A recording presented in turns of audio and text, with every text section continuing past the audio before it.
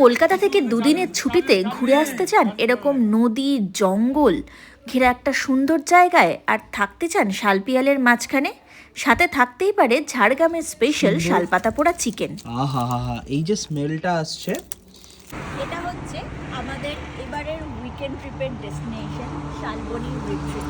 আমরা চলে এসেছি। 3.5 থেকে 4 ঘন্টার জার্নি উত্তরপাড়া থেকে। কোলাঘাট থেকে লেগেছে 1 ঘন্টা 35 মিনিট। জায়গাটা খুব সুন্দর, থাকতে পারবেন এরকম একটা শাল পিয়ালে ঘেরা লাল মাটির রাস্তাওয়ালা সুন্দর রিসর্টে। বলে যে বাড়িটা রয়েছে 7 রুম নাম্বার। ঢুকেই এই একটি বেড, ফ্যান, এসি, এদিকে একটা কাবার্ড রয়েছে, ইলেকট্রিক কেটল, গ্লাসেস অ্যান্ড এখানে কাপ অ্যান্ড কফি, সুগার এগুলো প্রোভাইড করেছে। দেন আই থিঙ্ক আমাদের ব্রেকফাস্টে কমপ্লিমেন্টারি রয়েছে। ব্রেকফাস্টটা কমপ্লিমেন্টারি রয়েছে, আর এটা মেনু রয়েছে, লাঞ্চ, ডিনার, স্ন্যাক্স মেনু সবকিছু রয়েছে। আর এখানে একটা জানলা রয়েছে which is very necessary for us। আর ওয়াশরুমে গিজার রয়েছে, মিরর রয়েছে, বেসিন, টাওয়াল ওরা প্রোভাইড করেছে। এছাড়াও এরা কিন্তু ওয়াশরুমে ডেন্টাল কিট, সেভিং কিট এগুলো প্রোভাইড করেছে। অ্যান্ড দেখতেই পাচ্ছেন শ্যাম্পু অ্যান্ড বডি ওয়াশও রয়েছে, তো এরা কিন্তু প্রোভাইড করেছে এগুলো। আজকে আর কোথাও বেরোয়নি বিকজ কালকে সারাটা দিন আমাদের কাছে আছে হ্যাঁ ঘোরার জন্য। আর আমরা অ্যাকচুয়ালি রিল্যাক্স করতেই এসছি এখানে, যেটুকু আশেপাশে রয়েছে সেটুকু দেখব। তো ফ্রেশ হয়ে বেশ সন্ধে হয়ে এসছে। তো এই হচ্ছে ব্যালকনি থেকে ভিউ। আর আমাদের এখন স্ন্যাক্স এসে গেছে। তো স্ন্যাক্স এই হচ্ছে চিকেন 65, যেটা নিয়েছে প্রায় 350। হ্যাঁ 350 প্লাস ট্যাক্স আছে। এটা হচ্ছে ভেটকি ফিশ ফিঙ্গার, ওকে। আর চা আছে, চায়ের কেটলিটা অ্যাকচুয়ালি হ্যাঁ আমরা সরিয়ে রেখেছিলাম। আর খুব ভালোভাবে যারা হ্যাঁ আমরা এখন হাঁটতে বেরিয়েছি সন্ধেবেলা, সূর্যাস্ত হয়ে গেছে। চলুন প্রপার্টিটা একটু ঘুরে দেখাই। পুরোটাই শালপিয়াল, আম, কাঁঠালের জঙ্গল। বেশ ভেতরে থাকলে একটা জঙ্গলের ভাইব পাবে। জায়গাটা হচ্ছে রিসেপশন অ্যান্ড রেস্টুরেন্ট। আর এই পুরো এই সামনে দিয়ে একদম সোজা দেখা যাচ্ছে গেট। তো শালবনি রিট্রিট ছাড়াও কিন্তু তার আশেপাশে বেশ কিছু হোটেল বা প্রপার্টি রয়েছে। তার মধ্যে একটা হচ্ছে কৌশল্যা হেরিটেজ, এই হচ্ছে তার ডিটেলস, ফোন নাম্বার। এদিকে রয়েছে সকালে শিশির হোমস্টে, সকালের শিশির। এদিকে রয়েছে উৎসর্গ, এবং এদের সবার সাথেই কিন্তু রেস্টুরেন্ট রয়েছে। এছাড়া ছোটোখাটো দোকান আমরা সেরকম কিছু দেখিনি, আমরা হাঁটতে তো এই হচ্ছে ব্যাপার। আর এছাড়াও আশেপাশে আরও কিছু হোমস্টে লাইক আরণ্যক রয়েছে, আমরা আসার পথে দেখলাম। আর সব জায়গা থেকে ভিউ একই রকমের হবে, সব জায়গার ডিস্টেন্স আর ভিউ। যেহেতু আমরা ভেতরে আছি, ওদের থিমটাই ওটা শাল আর সেগুনের মাঝখানে আমাদের রাখার। এখানে কিন্তু একটা এলিফ্যান্ট করিডোরও রয়েছে। থেকে আসে না, এখন তো একটু কম আসে। আম, কাঁঠাল, কাজুর সময় বেশি ওরা খাওয়ার জন্য আসে মনে হয়।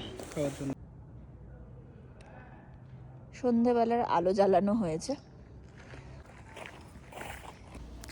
রাত্রে আলোগুলো জ্বলার পর জায়গাটা আরো বেশি সুন্দর লাগছিল।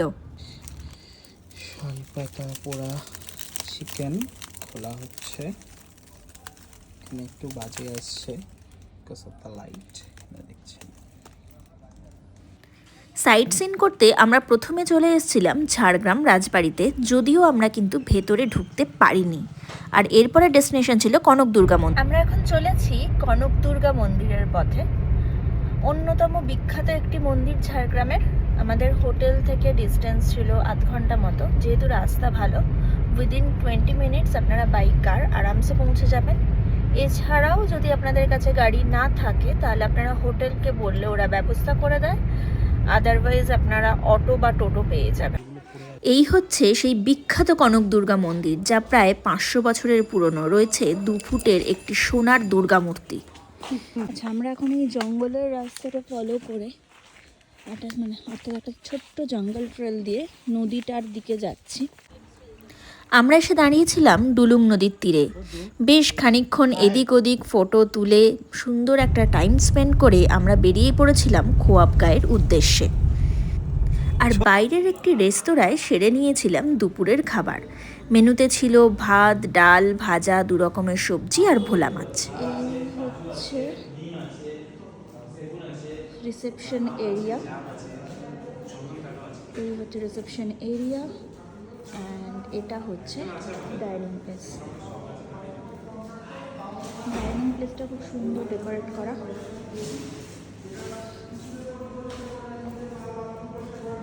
এই হচ্ছে লুচি,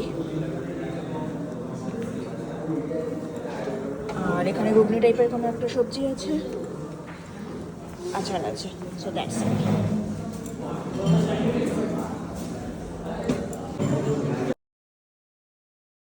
ভিউটা একবার দেখিয়ে দিই। সামনে আপনারা এরকম একটা কোজি ব্যালকনি পেয়ে যাবেন উইথ চেয়ার্স অ্যান্ড টেবিল। এই হচ্ছে ভেতরের এরিয়াটা, কাবার্ড, মিরর, হেয়ার ড্রায়ার, বসার সিটিং এরিয়া, দিকে টিভি রয়েছে, টি অ্যামিনিটিসগুলো রয়েছে, bed queen size, and this is the thing. So এবার ওয়াশরুমটা কত সহজে। আর এই হচ্ছে ওয়াশরুম। তো কটেজের প্রাইস আছে পার হেড পার ডে নিলে 2,999, আর এমনি কত বললেন? 4,500 টাকা প্লাস জিএসটি। হ্যাঁ, 4,500 প্লাস জিএসটি। আর এই হচ্ছে view. So this is the view, that's it.